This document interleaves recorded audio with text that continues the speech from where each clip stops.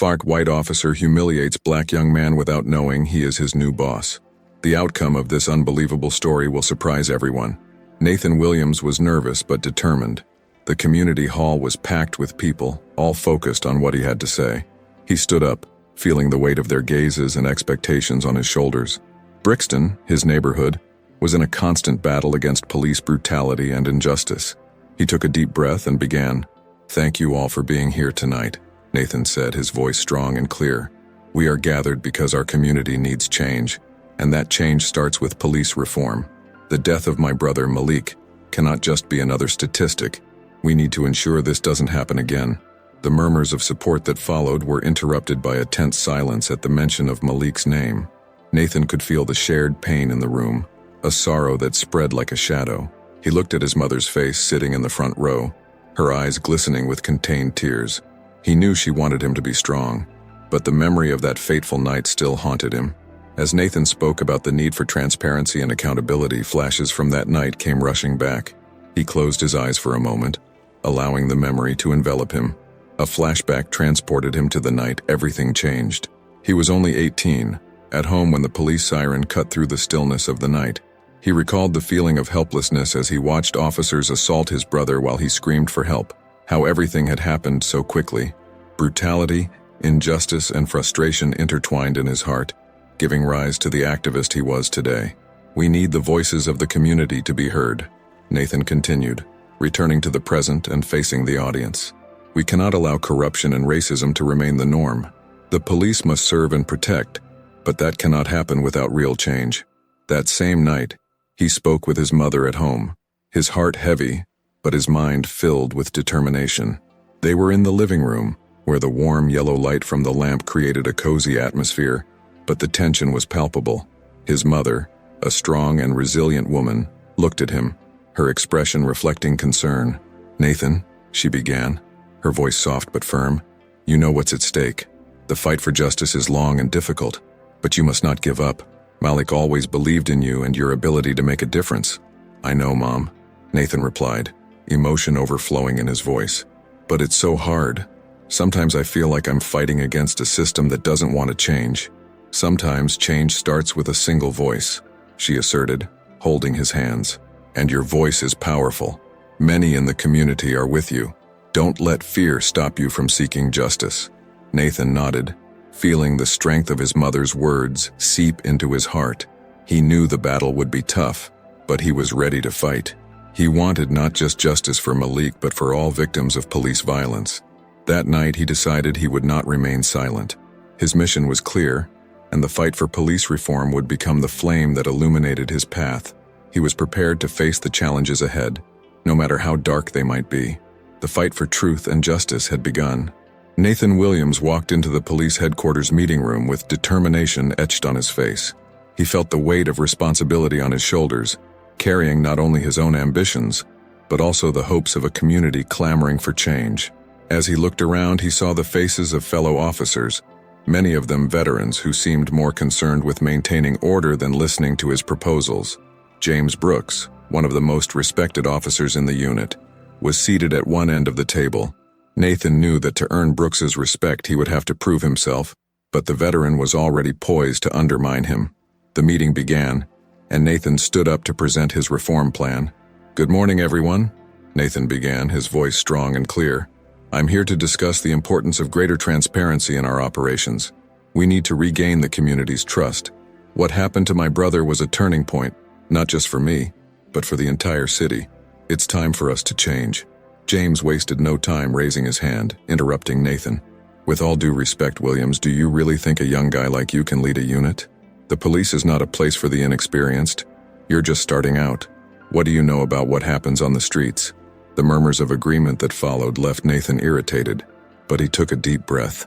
"I know that corruption and abuse of power are rooted in our unit, and I know that change is possible if we have the courage to face it head on."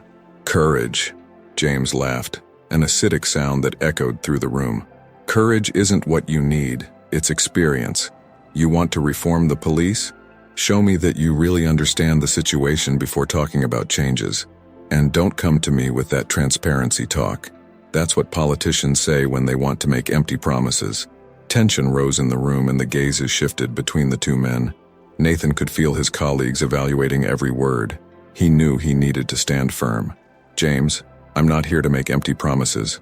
I'm here to present a plan that can benefit all of us, including you and your colleagues. We need a system that holds police officers accountable for their actions. And who holds you accountable if something goes wrong? Do you really think the community will support you when things get complicated?" James retorted, his tone challenging. "You may have good intentions, but what you're proposing is professional suicide. Maybe you're so trapped in your beliefs that you can't see what's at stake here, Brooks," Nathan responded, his voice firmer. "The truth is that many of us do not feel safe with things the way they are now. We need a new direction, and that new direction is what exactly? Your plan is nothing more than a utopian idea," James continued, trying to undermine the confidence his colleagues were starting to have in Nathan. "Do you really think the police will change because of a nice speech? The reality is much harsher than you imagine." The meeting devolved into a heated debate, but Nathan was not willing to give up. He presented graphs and data that showed the disparity between communities and the police, and how the lack of trust was affecting police work. But skepticism and ridicule persisted. "Let's look at the numbers," Nathan insisted, his gaze fixed on James. "These numbers don't lie, and the only way to change this is through transparency and accountability. If we don't do this, we risk losing even more support from the community." James crossed his arms, clearly unconvinced. "And you think you can accomplish all of this alone? You're surrounded by men and women who don't share your vision, Williams. Don't forget that." Before we continue with this gripping story, make sure to subscribe to the channel so you don't miss any stories, and let us know what city you're watching this video from in the comments. Nathan knew the road ahead would be tough, but he couldn't allow himself to back down. He looked around the room and noticed a few supportive expressions among his colleagues. That was enough for him. "I don't plan to do this alone, James. We need to unite as a police force and as a community. If you can't see that, then maybe it's time to rethink your position." The meeting ended with a heavy atmosphere, but Nathan left it more determined than ever. He wasn't just fighting for himself. He was fighting for all those who had been silenced. And despite the challenges, he was ready to be the voice no one else had the courage to be. Nathan made his way through the streets of Brixton, the vibrant heart of the community he had always called home. The sky was overcast, as if the weather mirrored the emotional burden he carried. With each step, memories took him back to the fateful night when his brother was brutally murdered. The pain was still fresh, an open wound that refused to heal. He couldn't let his brother's death be in vain. He needed to uncover the truth. In a dark corner of an alley, Nathan met with an informant, a middle-aged man named Malik, who knew the ins and outs of police corruption. Malik had a wary look, but the urgency in Nathan's voice seemed to persuade him to share what he knew. "Look, Nathan," Malik began, glancing around as if fearing he was being watched. "What you're trying to do could be dangerous. These guys are involved in things you can't even imagine. I need to know, Malik. I won't stop until the truth comes to light. What do you know about my brother's death?" Nathan replied, his voice heavy with determination. Malik hesitated, then sighed. "The cops that night, they weren't just doing their job. They were protecting something bigger, or rather someone. There's a network of corruption that reaches the highest levels. I shouldn't be the one to tell you this, but you need to be careful." Nathan listened intently. Each word from Malik felt like a weight accumulating on his shoulders. "If you have information, we need to bring it to light. I can't do this alone. You can trust me, Malik." The informant shook his head, visibly concerned. "You might think you're ready, but the truth has a price, kid, and some people won't hesitate to silence you." Nathan felt a chill run down his spine, but he couldn't back down. "I won't be intimidated. I'm ready to face anyone who tries to stop me." Meanwhile, on the other side of the city, at the precinct, James Brooks watched Nathan's growing influence with a mix of envy and anger.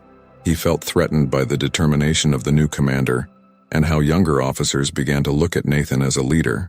In his mind, this new approach was an insult to the tradition he had always defended. "Look, I don't know what you're thinking, but this guy is not the answer," James said to a colleague in the precinct cafeteria. "He's just trying to put on a show. What we need is order, not reforms." "But James, people are talking. He could really make a difference," the colleague replied hesitantly. "You're going to regret supporting an idealist like him. He doesn't understand how things really work," James retorted, frustration evident in his voice. As Nathan prepared for a new investigation, the tension mounted. He was determined to confront one of the corrupt officers Malik had mentioned. That night, with his heart racing, he headed to an alley where the officer, known as Green, often met with members of organized crime. The atmosphere was heavy, and a sense of danger lingered in the air. Nathan found Green, a burly man with a hardened look. "What do you want, kid?" Green asked, crossing his arms defiantly. "I know what you did that night. You and your buddies are involved in something much bigger than you realize. The truth is going to come out," Nathan replied, facing the officer's threatening gaze. Green let out a cynical laugh. "You don't know who you're dealing with. Better back off this story. You won't like what you find if you keep going." Nathan felt adrenaline surge through him but refused to be intimidated. "You can try to silence me, but I won't give up. People need to know the truth about what happened to my brother. You're playing with fire, kid, and I'm not afraid to burn you," Green threatened before walking away, leaving Nathan alone but more determined than ever. He knew he was getting close to something big, and the fight for justice was just beginning. Malik's words echoed in his mind. The truth has a price, and Nathan was willing to pay it. James Brooks had always believed that loyalty to his profession and colleagues was sacred. However, growing up in a conservative household shaped his worldview in a way he had never questioned until now. He remembered how his father, a retired police officer, spoke about minorities. "Trusting them is a mistake, James. They don't have what it takes to be respectable," his father would say, while James listened in silence, absorbing those words as absolute truths. Now, in his adult life, he found himself reflecting on those teachings, especially as the tension escalated with Nathan's arrival in the police force. That morning, as he prepared for work, James looked in the mirror and saw a man carrying the weight of his beliefs. He sighed, remembering the last conversation he had with his daughter, Emily. She had become a passionate activist for civil rights, and her views challenged everything James had learned. "You don't understand, Dad. Things need to change. The police cannot continue to act as if they are above the law," she had said, fervor shining in her eyes. James remembered the desperation in her voice. It was the first time he had seen his daughter so determined, so different from what he knew. As he drove toward the police headquarters, his heart felt heavy. He knew that Nathan was becoming a central figure in the community, and that his leadership could shake the very foundations of the police force. Upon arrival, James found Nathan speaking with other officers. The young commander was explaining his vision of transparency and justice, and the atmosphere was charged with skepticism. When James entered the room, all eyes turned to him, and the tension escalated. "James, could you help us understand why a rookie believes he can change all of this?" asked one of the older officers, a man with a disdainful look. Nathan took a deep breath, looking directly at James. "It's not about being a rookie or having more or less experience, it's about doing what's right. We need a police force that represents the community, not intimidates it." James felt a lump in his throat but remained silent. He wanted to shout, to defend what he had always believed, but the words felt trapped. During the meeting, as everyone discussed, he noticed Nathan striving to gain the group's trust. It was admirable, but James couldn't shake the feeling that the change Nathan proposed was a threat to everything he knew. Later, in a moment of solitude, James decided to visit an old police colleague, Tom, who had become an informant. Tom had always had a broader perspective on things, and James needed someone to challenge him. When he arrived at Tom's apartment, the atmosphere was heavy. The older, weary man looked at James with a mix of understanding and pity. "James, you seem to be struggling with something," Tom said, offering a drink. "What's going on?" "It's Nathan. He's trying to change everything, and it makes me question if I'm on the right side," James replied, frustration evident in his voice. "Look, I know change is hard, but maybe, just maybe, it's time for you to look at what's really happening around you. You can't let the past dictate your future," Tom asserted, his tone firm. James pondered those words as he looked out the window. He was tired of living in a world that seemed to be crumbling beneath his beliefs. When he returned home that night, he sat at the table with Emily, who was browsing through a book on activism. "Dad, you need to understand that change isn't easy, but it's necessary, and you can be part of it," she said, looking into his eyes with a sincerity that touched him deeply. For the first time in a long while, James began to wonder if he was truly on the right side of history. The internal struggle consumed him, and he knew he was at a turning point. His daughter's words echoed in his mind, challenging everything he had believed until then. Nathan was determined to change the narrative surrounding the police and the community. To this end, he decided to organize an event promoting unity between citizens and the police force. The day of the event arrived, and the square in Brixton was decorated with flags, posters, and information tables. He knew the task wouldn't be easy, especially given the resistance he faced internally within the police. However, the enthusiasm from the community was palpable. Young and old gathered, ready to aid. With the microphone in hand, Nathan positioned himself on a makeshift stage. He looked out at the crowd and took a deep breath before speaking. Today, we are here to rewrite our story.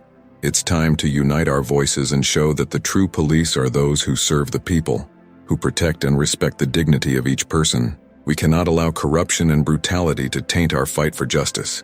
The applause and cheers from the crowd echoed in the square, but amid the enthusiasm, Nathan noticed some officers who appeared unhappy. He knew there was a growing divide between those who supported his vision and those who preferred to maintain the status quo. At the end of his speech, Nathan approached a group of young activists who had come forward, their faces lit with fervor for the cause. "We're here to support you, Nathan. We need change. The police can't keep treating the community as the enemy," said a young woman named Aisha, her eyes shining with determination. "Yes, and we have stories to tell. We need to make sure they are heard," added Malik, another young man who had suffered from police brutality in the past. Nathan smiled, feeling energized by their presence. "Let's work together to create a space where everyone feels safe and respected. Together we can make a difference." But resistance soon made itself felt. During the event's organization, some of James Brooks's police friends tried to sabotage the initiative. "This is a waste of time," one of them said, crossing his arms. "The police don't need a unity event. What we need is discipline." Nathan, hearing this, didn't let it deter him. "What we need is dialogue. What we need is to listen," he retorted firmly. "And if you can't see that, maybe it's time to reconsider your position in the force." The day of the press conference was approaching when Nathan received an anonymous call that would change the course of his investigations. The voice on the other end was low and hurried. "Nathan, you need to know there's something much bigger happening than you realize. Corrupt officers are organizing to silence you. You need to act fast." He hung up the phone, his heart racing. The information could be a game changer, but it also posed immense risk. Nathan knew he had to proceed with caution. He turned to the group of young activists and, with a serious look, said, "I received information about a corruption network. We need to be careful, but we also need to be quick. What do you think?" The young people exchanged glances, fear and courage mingling in their expressions. "We're with you, Nathan.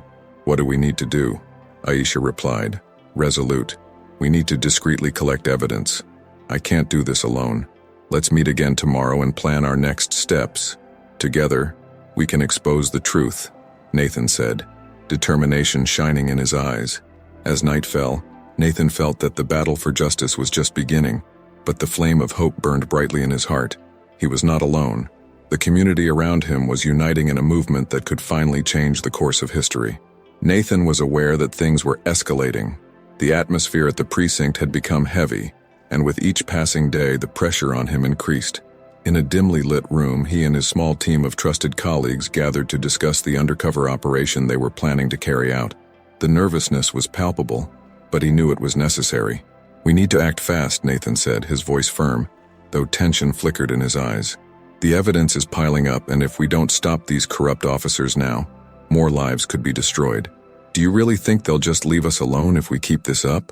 asked Tara, one of the younger officers on the team, her tone filled with concern. "They've threatened us before." "We can't let fear control us," Nathan replied, running his fingers along the table in a calming gesture. "We need to be smart and act cautiously. If we can gather concrete evidence, it will change everything."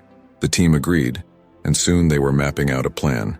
The operation would be straightforward: infiltrate a bar known to be a meeting spot for corrupt officers and capture conversations that would reveal the extent of the corruption. Nathan felt this was the key to dismantling the network that had murdered his brother and destroyed so many other lives. That night they prepared, each dressed casually, trying to blend into the environment. The bar was crowded, and the smell of beer and cigarettes hung in the air. Nathan positioned himself in a corner, watching as his teammates dispersed, each taking on their roles. Meanwhile, at a nearby table, James Brooks sat with some colleagues. He glanced at Nathan from across the bar, a mix of anger and confusion flashing in his eyes. "What does that kid think he's doing?" he muttered to his partner, Rick. "He has no idea who he's dealing with. Maybe he has more guts than you, James." Rick replied with a half-smile. At least he's doing something instead of just standing around. James scoffed and looked away. Nathan's determination unsettled him. He knew that Nathan's growing influence could threaten not just his position, but also his control over his colleagues, and that made him uneasy. As the operation unfolded, Nathan and his team managed to capture some crucial conversations, but suddenly the mood shifted. A group of officers noticed Nathan's presence and began to approach. Adrenaline surged through Nathan's veins. He whispered to his team, "It's time to leave." But before they could move, one of the corrupt officers, a burly man known as Mike, blocked Nathan's path. "What are you doing here, kid? This place isn't for you. Go back to your side of town," he said with a sly grin, while his colleagues laughed. Nathan stood his ground, staring at Mike. "I'm here as any other customer, but it seems you're scared that the truth is about to come out. You don't know who you're messing with," Mike threatened, stepping closer. "If you keep sticking your nose where it doesn't belong, you might regret it." Nathan took a deep breath, feeling the tension rising. "If you're so worried, maybe you know you're doing something wrong, and I won't back down until the truth is revealed." Their conversation was interrupted when Tara rushed in, pulling Nathan aside. "Nathan, we need to go now," she said, urgency lacing her voice. The officers noticed the commotion and began to close in. "Come on, we can't stay here," Nathan insisted, and together they tried to escape the bar. But as they moved toward the exit, Nathan spotted James standing at the door, watching the scene unfold. An internal conflict surged within James. He wanted to help, but fear paralyzed him. The pressure from his colleagues kept him from acting. He was torn between what was right and what he had always believed was loyalty. When Nathan and Tara finally managed to get out, a shout echoed behind them. "You're not getting away that easily." It was Mike, who had sprinted outside, followed by other officers. Nathan felt his heart race, and in a moment of desperation, he pulled Tara into a nearby alley where they could hide. "This is becoming much more dangerous than we anticipated," Tara whispered, her breathing quickening. "I know," Nathan replied, looking down at the ground, feeling the weight on his shoulders grow heavier. "But I can't stop now. I have to continue the fight for the truth, not just for myself, but for everyone who has suffered." But the threat was closer than he imagined. As they hid, Nathan felt that the battle was just beginning, and the resistance they would face would be severe. He didn't know what lay ahead, but one thing was certain: he wouldn't give up. Nathan was nervous but determined. He positioned himself in front of the police force meeting room, where a tense atmosphere hung in the air. Veteran officers and newcomers alike, all with skeptical looks, settled into their chairs, ready to hear the allegations he was about to present. Beside him, James Brooks, with his rigid posture and hardened expression, seemed like a monument of resistance. Nathan took a deep breath, feeling the weight of responsibility on his shoulders. "I'm not here to make friends," Nathan began, his voice firm and clear. "I'm here to expose the truth, a truth that many of you would rather ignore." He slid a dossier across the table, his fingers trembling slightly as they touched the paper. "These documents prove the corruption that permeates our unit. They show that my brother's death was not an isolated incident, but part of a pattern of abuses that needs to be stopped." James crossed his arms, his expression a mix of skepticism and discomfort. "And who guarantees that these documents haven't been tampered with? You might just be trying to tarnish the reputation of colleagues who have dedicated their lives to this force." "Dedicated their lives to what, James?" Nathan shot back, his tone rising. "To protecting a network of corruption? To perpetuating fear in the communities we swore to protect? I'm not an enemy. I'm a man who lost his brother and refuses to stay silent." The room fell silent, and the gazes of those present shifted between Nathan and James. The veteran seemed to be struggling internally. He knew that resisting the truth could cost not only their careers, but also their consciences. Sensing James's hesitation, Nathan decided to press on. "You know this is true, James. You can keep ignoring it, but it will consume you. Look at your daughter. What do you want her to think about you?" The mention of his daughter made James falter. He had more to lose than just his career. Nathan's words echoed in his mind, resonating with a truth he could no longer ignore. "What if I speak up?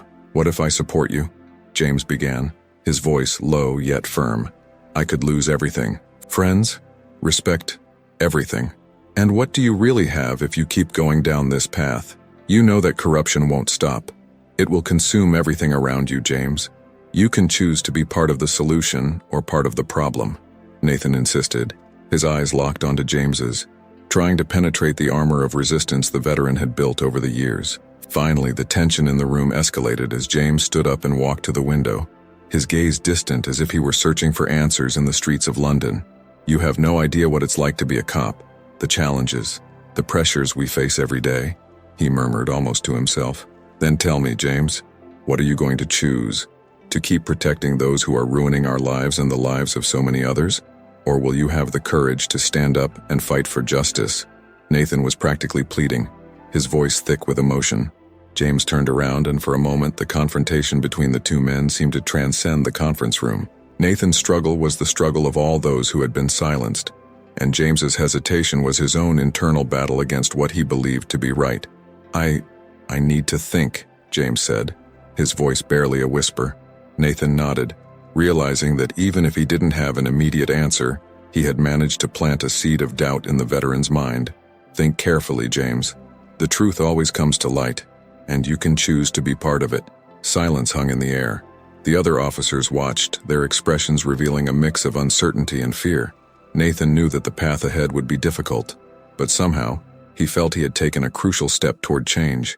James, on the other hand, was at a crossroads that could define not only his future but also the future of the police force itself. The atmosphere in the police headquarters conference room was tense. Nathan and James sat side by side, both aware of the importance of what was at stake. The murmurs of the officers around them felt like a storm about to break.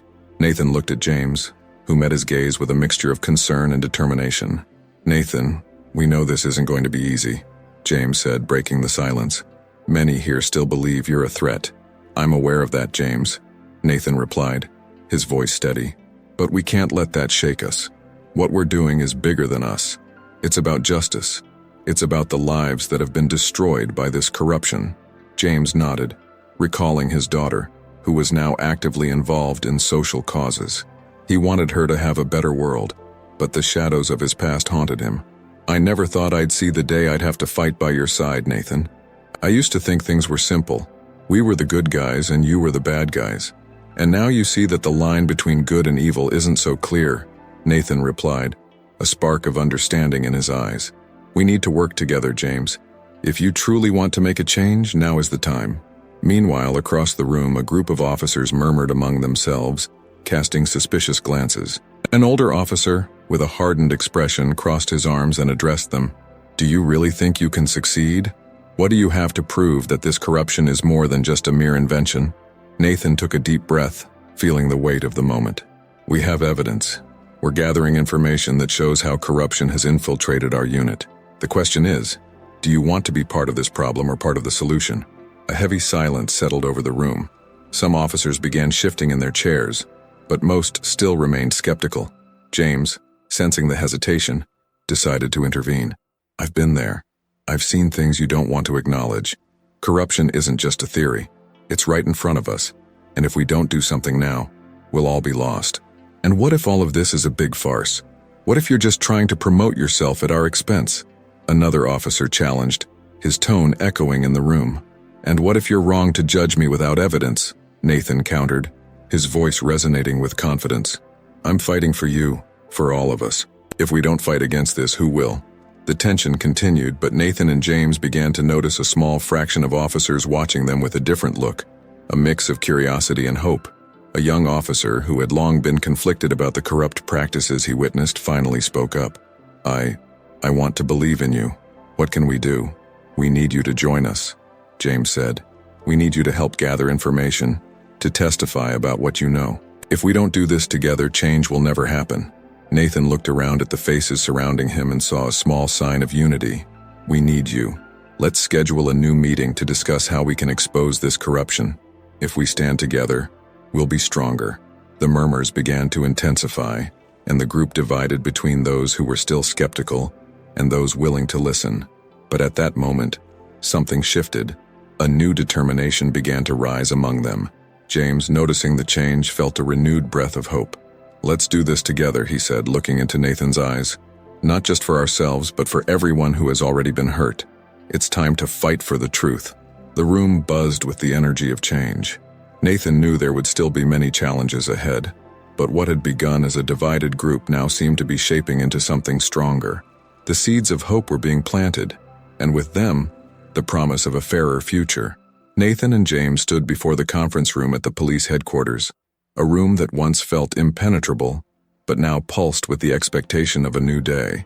The air was thick with tension as the two men prepared for a press conference that could alter the course of their lives, and, ultimately, the very police force itself.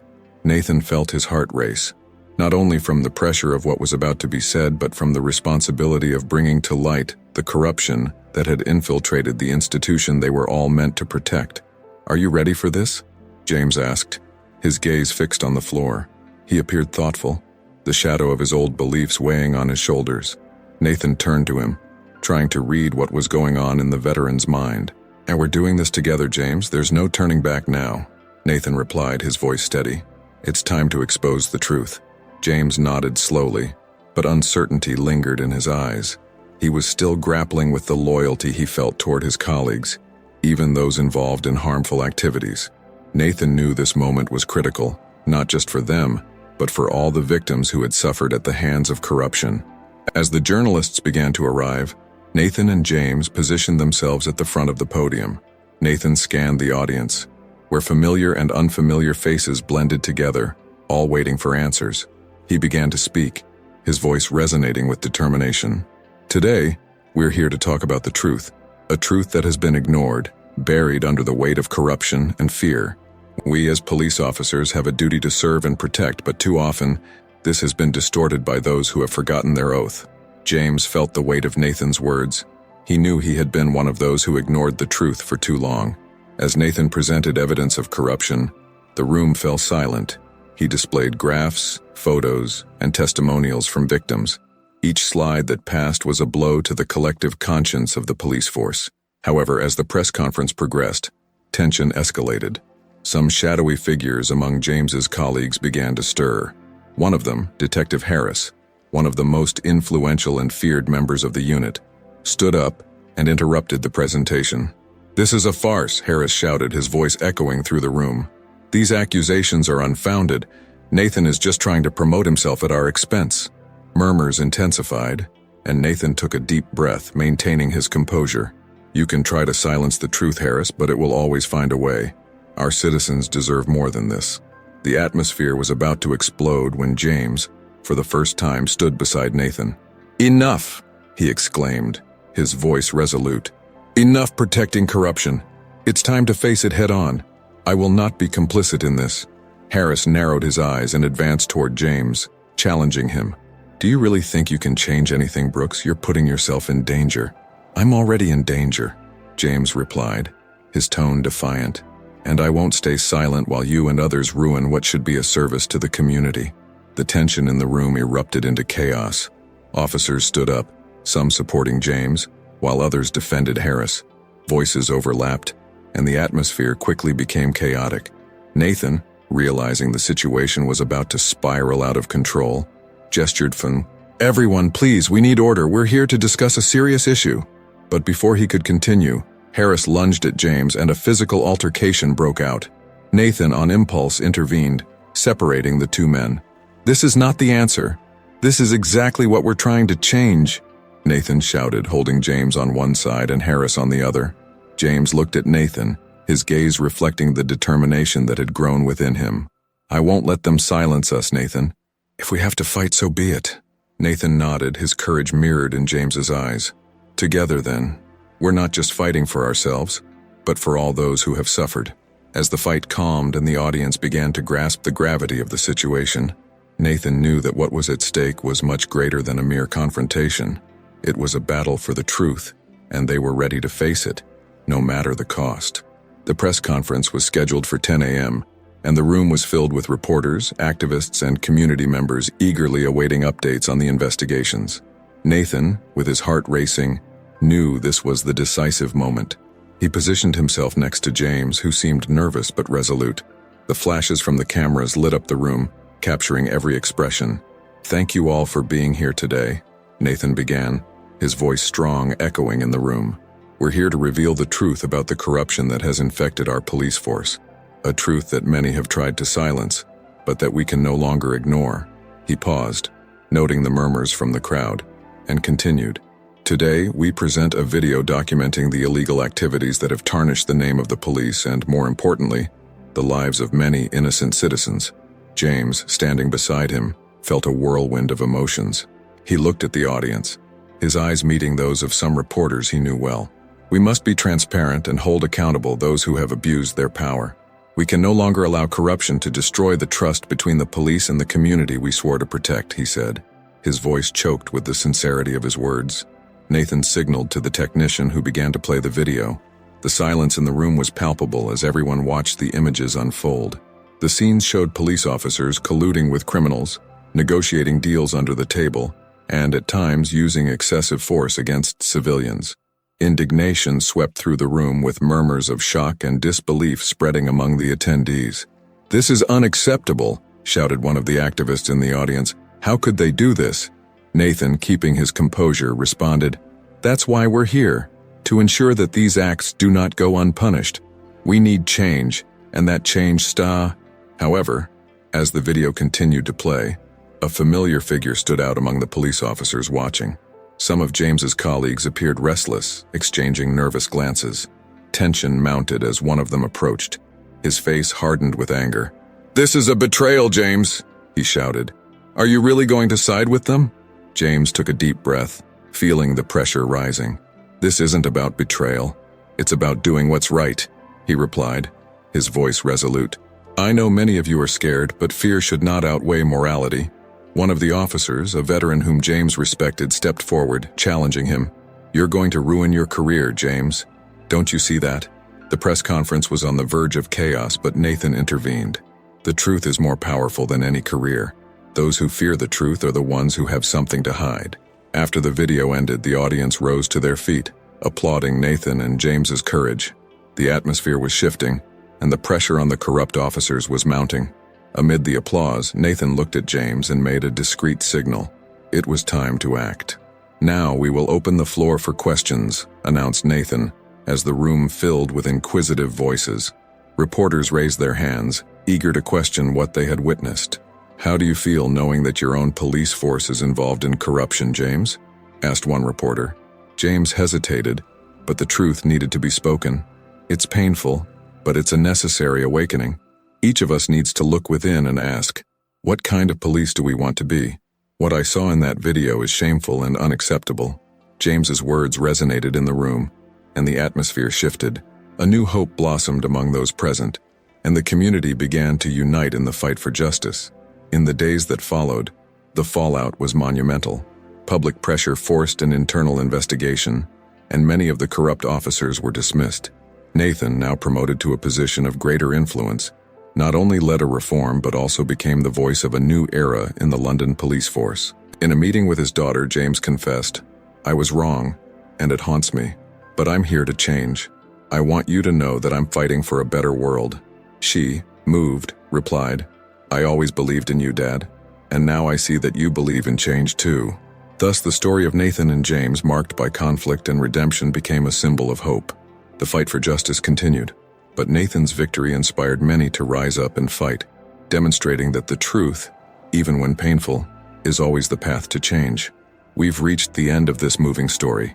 If you enjoyed it and want to see more accounts like this, don't forget to subscribe to the channel and turn on the notification bell. Right now, there's a playlist of videos on your screen. If you want to keep watching these touching stories, just click on it to start watching. And now, tell us in the comments which city you're watching from, and leave a like to support our work. Now, a sincere question. Do you agree with what happened in the story? We'd love to hear your thoughts. Until the next video.